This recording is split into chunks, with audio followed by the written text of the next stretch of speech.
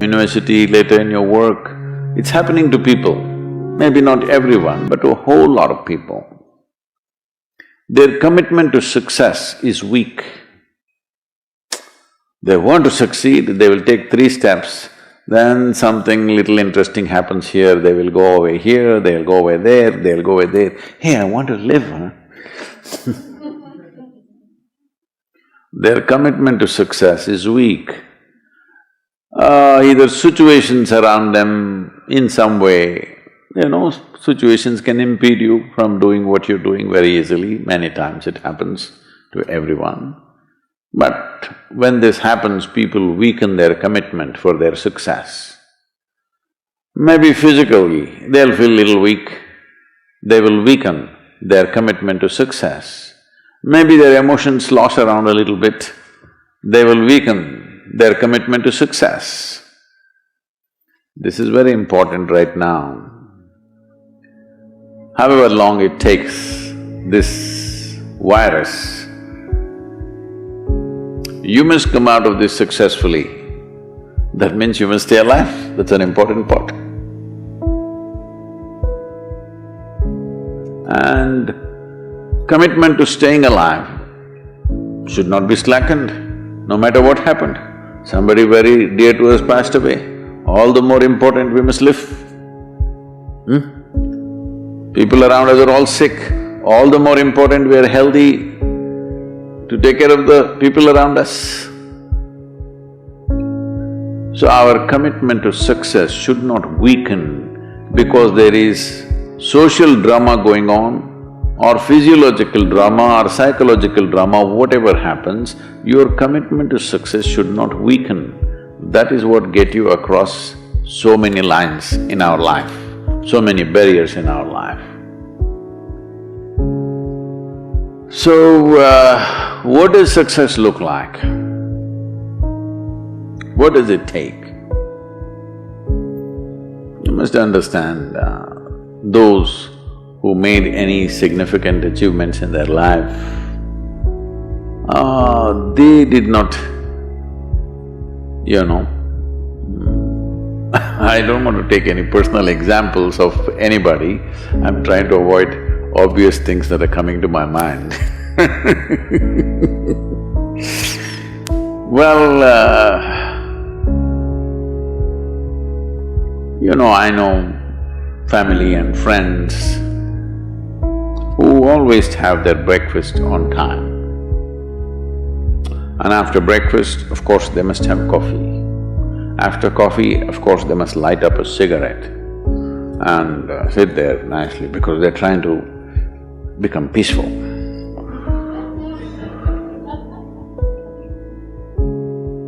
And then they will go to work, come back home exactly on time for lunch, eat lunch, rest for 1 or 2 hours, sleep, then evening have one tea and then smoke, and then again go to work. And 8 o'clock, 8:30, they're back home for dinner and then maybe other things, drink and this and that and whatever. Well, that's their priority. It's fine, I'm not complaining, it should not be that way. But those who have been very successful, either in music, sport, art, business, spiritual process, doesn't matter what, those people never know when they ate, when they slept, when they got afternoon rest. I have not seen such a thing in my life. So, those who are committed to being successful with whatever they are doing, one important aspect of their life is they're not settling down wherever it's a bit comfortable. Because comfort will happen when they lower you to in the grave, very comfortable you are, Have you seen how comfortable they are? Once they're dead, if you throw them there also they're comfortable, if you lower them they're comfortable, even if you burn them. Right? Yes or no? Comfort will come. Right now, it's about ensuring that there is profoundness of experience and there is impactfulness of activity. Because if they had given you a limitless amount of time, you could do all those things, nothing wrong, I'm not against them. But they gave you such little time with such tremendous potential of being human, that's the problem. If creation had made you like an earthworm, I'm not saying there's anything wrong with an earthworm, it is just that it's a unipolar potential, it can only do that much. An earthworm is not thinking of climbing a tree because it knows it'll be picked up by the birds, it never has such aspirations. It just wants to recycle the earth. You know, it is beneficial to so many other lives, including us, but its objective is very clear, to eat and to reproduce and to die. Very clear objectives. That purpose to fulfill, he strives. I don't think he sleeps in the afternoon. I don't think so, because many afternoons I've seen earthworms, they were all vigorously active. But a human being came with too many potentials.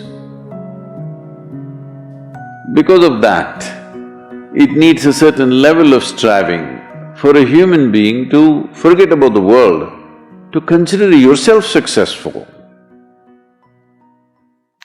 If your idea of success is you're doing little better than your neighbor, I call that sickness, that is not success. You are happy that your neighbor is worse than you. Is this sickness or success? It is sickness. But in some way you feel fulfilled with what you're doing, let's consider that as success for now. It doesn't matter whether you're better than somebody or worse than somebody, that question should not even come up in your mind. But in some way you feel you're using yourself fully and there's a certain sense of fulfillment in your activity.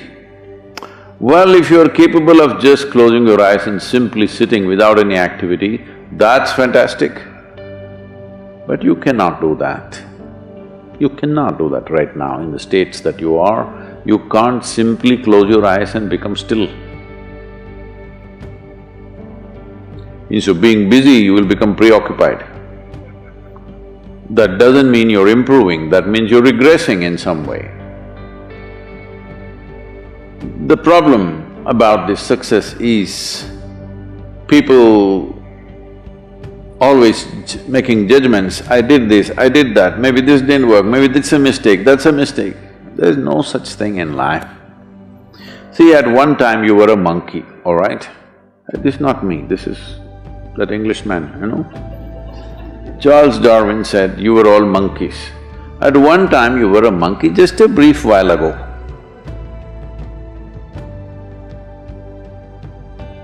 Was it a mistake that you committed, that you were a monkey? Or was it just a certain stage of evolution? Was it a mistake or was it just a certain stage of evolution? Similarly, since you were born, because as a human being, you are born largely unformed, unlike other creatures. Other creatures, if they are just… their food is taken care of, they know what to do with their life. Because human being has come with such open sense of possibilities, you come unformed, you don't come fixed. You have to fix yourself. Different people throw different types of balls at you. From all over, your parents, your teachers, the school, the neighbors and the society and the world throws all kinds of things at you. To gather all this muck and make something worthwhile out of yourself is your business, that's your success. It doesn't matter whether somebody thinks you're worthwhile or not, you feel you're a worthwhile life. Good enough.